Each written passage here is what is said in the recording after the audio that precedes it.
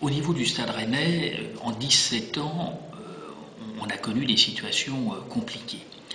Et 3 fois, on a failli descendre la dernière journée de championnat. Et je me rappelle, la première fois que je me suis trouvé dans cette situation-là, ce qui est terrible, c'est que vous ne pouvez rien faire, c'est-à-dire, alors il ne s'agit pas d'aller sur le terrain, parce que je ne sais pas jouer au foot, je ne serai d'aucune utilité, mais ce que je veux dire, commercialement, quand vous préparez la saison suivante, là, tout est suspendu au dernier match. Et l'impression que ça m'a fait, la première fois que je me suis retrouvé dans cette situation-là, on m'aurait suspendu à une corde avec 100 mètres de vide sous moi, où j'aurais couru un marathon, mais d'une manière dératée, je n'aurais pas été aussi épuisé.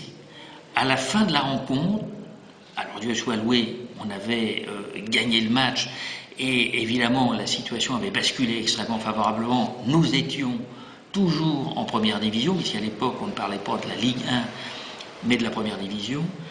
Mais à la fin de ce match, avec certains de mes collègues, et je pense entre autres à Martine et Georges Bartel, qui sont au commercial tous les deux, on était lessivés.